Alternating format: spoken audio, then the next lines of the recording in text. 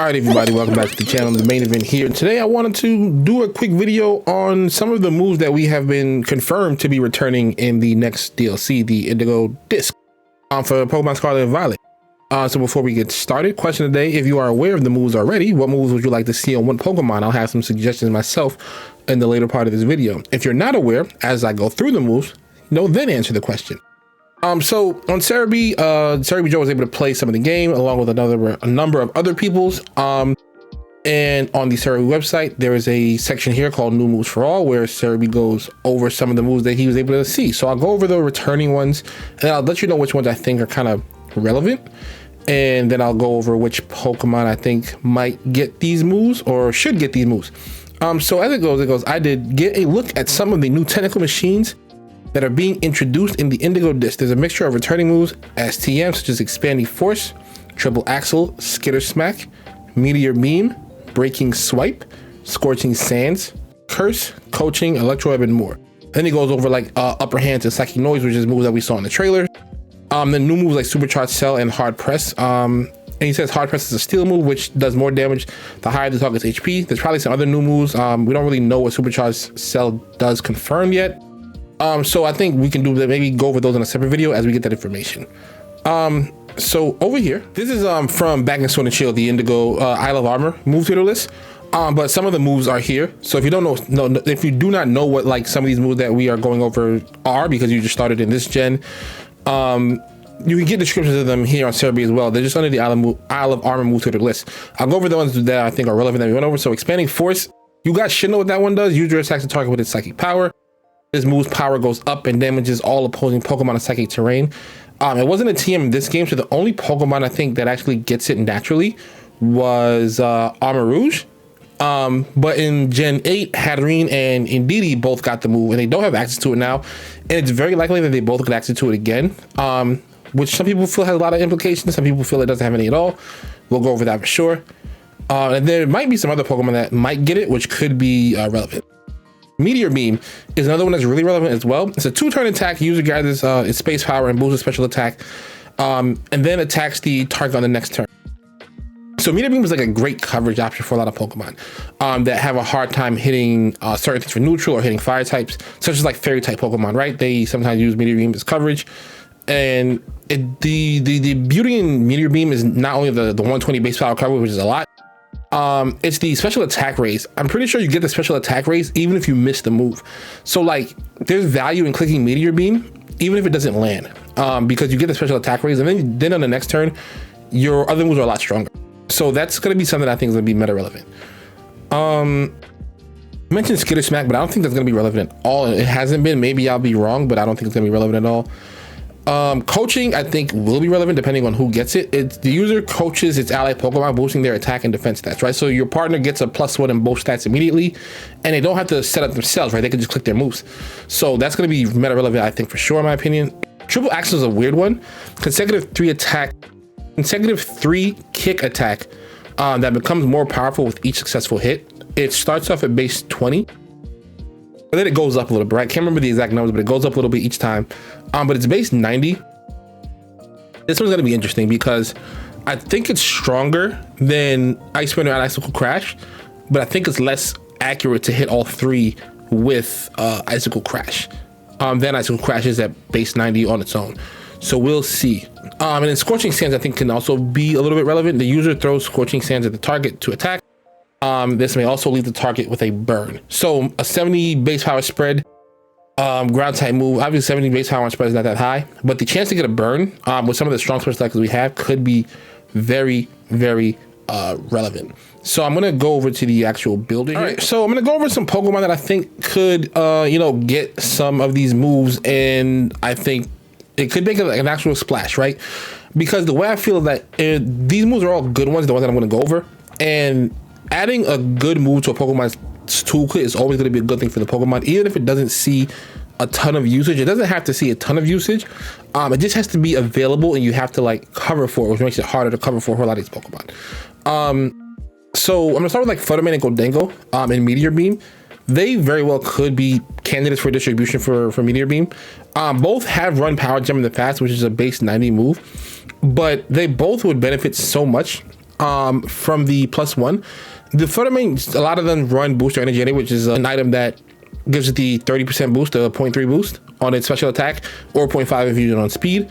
But if you're using a special attack, you get the 0.3, and it's more immediate, yes. So, but if you use like a Power Herb, for example, which lets you use your Power Herb lets you move your 2 turn moves in 1 turn. If you click Meteor Beam, you get a really big attack off at neutral into most things, and you get the +1 anyway, which is higher than the Booster Energy boost. Yeah, it takes a turn of setup in a sense, but some players might feel that's a valuable trade-off. And I think with the advent of Pokemon like Incineroar, and you know, other fire types like Hisui and Arcanine, which are weak to rock as well, this could be a useful option for something like Flutter Mane, as well as Gholdengo, right? Because Gholdengo probably needs even more than Flutter Mane, because at least Flutter Mane can hit stuff like Incineroar for neutral. And its Shadow Balls are stronger than Gholdengo's generally, depending on how you build them. So Meteor Beam is probably even better on Gholdengo. Now, it's a matter of what do you drop for it, right? I think you have to figure it out for yourself as a player, but if it was me, maybe you go with like dropping Nasty Plot, because the way I see it is, if you're using your Nasty Plot to get a boost anyway, you could do damage and get a boost. And like Gholdengo at +1 is still really strong. You might have to change your spreads a bit to put more special attack than you normally do. But it's an option, right? I think anything that adds to the versatility of a Pokemon makes it more dangerous. You very well may never see that many Meteor Beam Gholdengos if it gets it, and you'll probably just see a bunch of regular Nasty Plot Shadow Ball making rain ones. But knowing that this is a possibility makes the Pokemon better, whether you see a ton of usage on it or not. Next up is going to be Indeedee and Expanding Force. As you see, I don't have Hatterene here. The reason why is because I just don't know how much of an impact Expanding Force has for Hatterene. Yeah, it has like Dazzling Gleam to hit the dark types that Armarouge doesn't normally hit, but I just don't know. I just don't see it, because it had it last gen. We had no max formats and it just didn't do much. So I think Armarouge has just better coverage options overall, because it has Armor Cannon, Heat Wave, Aura Sphere. It has its own Trick Room. It has Wide Guard. It has like it has the abilities. What's it called?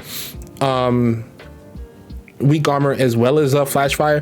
I just think it has more going for it. That doesn't mean Hatterene's not going to see any Expanding Force usage. I may see a ton at the beginning, but I think Expanding Force is more impactful on Indeedee, and I'll tell you why. Indeedee's special attack is 95, which is not like through the roof, but it's decent, right? And then you get the especially like a Choice Specs boost when you use Expanding Force in terrain. Obviously, it sets its own terrain with Psychic Surge. Indeedee, its main weakness is that it just doesn't do any damage at all. But with Expanding Force added to its kit, it becomes a decent damage dealer as well as supportive Pokemon, right? Because most redirectors, outside of like Ogerpon, for the most part, most like reliable redirectors, don't do a ton of damage, but Expanding Force can do a ton of damage. And it's like every Indeedee is going to probably run Expanding Force. They run Dazzling Gleam right now, but they're probably going to switch to Expanding Force and then let like your Armarouge or whatever your partner is deal with the dark types. And I think that's going to be big for Indeedee, because it makes it a much better Pokemon when it can actually do damage, especially into stuff like Iron Hands. So look out for Expanding Force Indeedee a lot, at least at the beginning of the format. As the things tend to tail off, it's going to drop off for sure, most likely.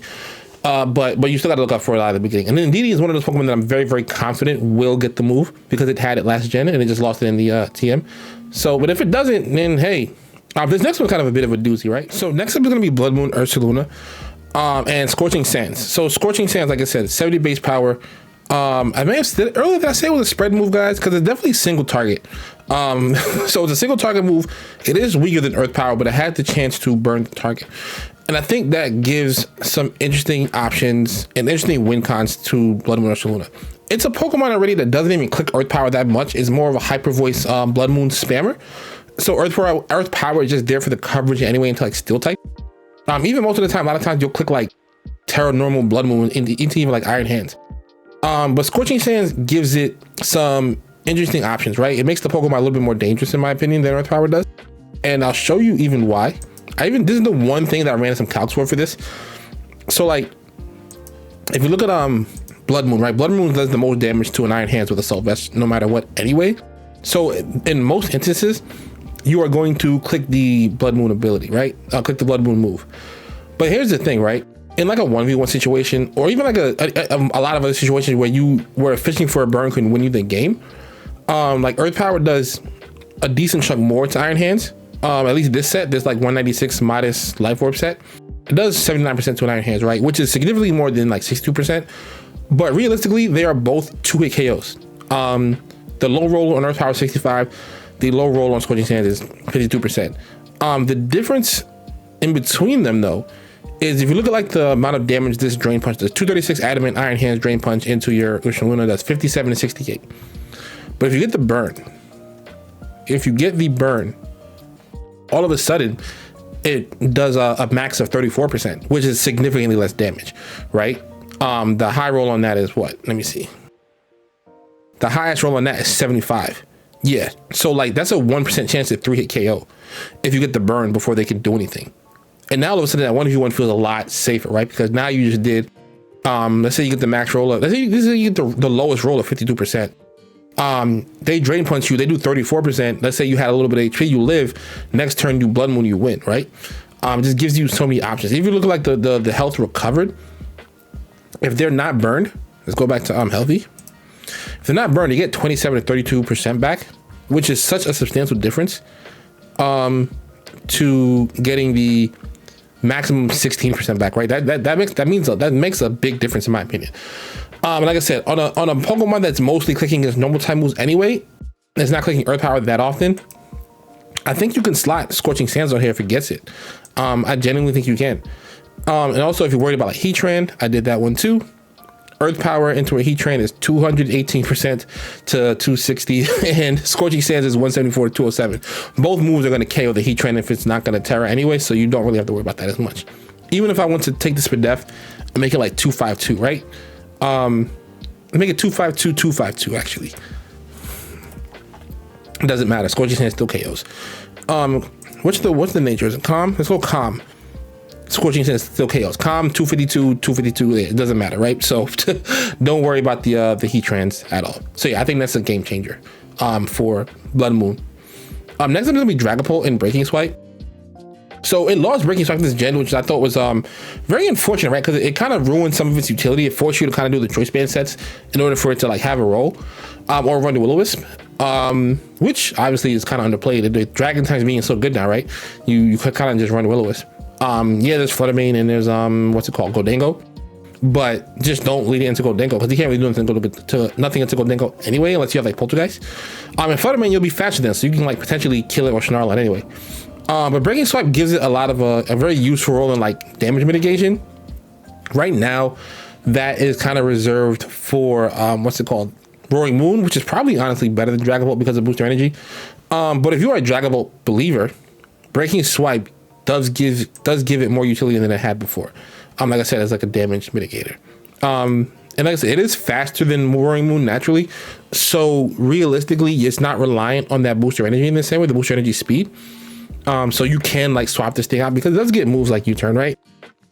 So you can Breaking Swipe, you can swap out to keep it alive. And then when you come back in, you're not like slower than you were before. Not to mention this thing does get stuff like Light Screen that Roaring Moon does not get. You could go for Reflect, you don't really need it because you have the swipe, or you could go for both, right? Go for like something like Reflect, Light Screen, Breaking Swipe, and then like I didn't get Poltergeist, which is kind of annoying. But like you go like Shadow Ball if you want to go special. You can go Terra Blast if you want to Terra. You can just go like Shadow Claw. Like whatever you want to do with it. It's mostly about the Breaking Swipe here. We're not going over complete sets.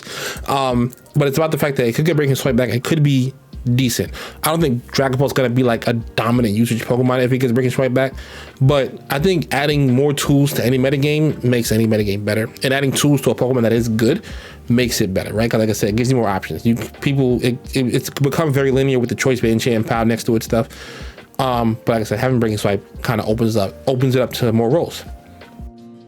Weavile and Chien-Pao are here because Weavile had Triple Axel and lost it, I believe. And Chien-Pao is a very big candidate to get it, in my opinion. I think Triple Axel does more for Weavile than it does because it kind of lacks some of the damage output that Chien-Pao does. The other attack stats are the same. However, this one has Sword of Ruin, This one does not. This one did get knockoff in the DLC, in the previous DLC. So I think getting back both of its best tools essentially are going to be good for it, because Triple Axel was really good for breaking those sashes and picking up damage that Weavile never should have been able to pick up because of the increasing damage. I think it does get Ice Spinner, so which is much more consistent. But I think like with people who, especially people who play singles, the sash set with Triple Axel is going to be very, very good for that format and kind of bringing it back to prominence a little bit. Singles mentioned, shout out to my singles players. It's probably not going to be as impactful on Chien Pao, unless you're a gambler. Because like I said, I think somebody did the math. It's like 70-something% to hit all three versus like Crash, which is already kind of a gamble at 90%. But the damage I believe is higher. Yeah, the damage I believe is higher. So it's like you could run it. I might even try it myself, right, just to see how consistent it is. Actually, we can do a little camera magic, and I'll be right back right now. So as you can see here, I suddenly have this calc on the screen, right? And this is actually really significant.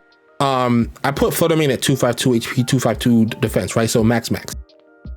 And Icicle Crash would not KO with Adamant. Triple Axel would. Oh, that's significant. That's actually very significant. That is 17% more damage. The low roll is 17% more damage than the high roll. So you'd have to hit. You would have to hit all three times, but like, oh, that's so significant. Because like, what if it was Bold Flutter, just to like crank it some more, right? It still has a 50% chance to kill Bold Flutter. I'm gonna save that calc and show it to some people. That's actually insane. But yeah, that I didn't know it did that much. That's significant. Holy smokes. Oh crap. Let's go to the next two Pokemon and then let's get up out of here. Mousehole getting coaching, I think is a likelihood. That and Sneasler getting coaching. I think that they like to give these like fast fighting types coaching. What's it call it? The bug type Ultra Beast got it. Zamazenta got it last gen. So I don't see why Sneasler wouldn't get it. Riolu gets it, yes, or got it last gen. So I don't see why Sneasler wouldn't get it. I think it could get it. Something like the Grassy Seed Unburdened stuff next to Rillaboom with coaching to get its defenses up with Assault Vest and Wood Hammer. That could be interesting. Mousehole, obviously just great friend guard support. So I don't see why it wouldn't get coaching either. It's also another fast coaching user. So with this might bring a Annihilate Resurgence along with Incineroar. So I think coaching could be good on both these Pokemon. Let me know if you guys think of any really good coaching candidates, but I think these two are the first two that came to mind for whatever reason to me. And then Electro Web being a TM. I think these are two of the better candidates for it. Obviously stuff like Aleki already gets Electro Web. But Sandy Shocks having access to boost your energy and +1 speed, and Electro Web gives it for Shandy Shock believers, it gives it a viable niche. It's not going to change the game or anything like that, right? But it takes a Pokemon that's not seeing any usage at all and gives people a reason to use it, in my opinion. Especially with like a good defensive Terra into like Tornadus Urshifu comps. With this like 121 special attack stat, Electro Web to slow them down and do a lot of damage. It probably like does at least 50, does over 50% of both. Without even like calculating it, I just know it does. I think it gives it a viable niche if it gets it.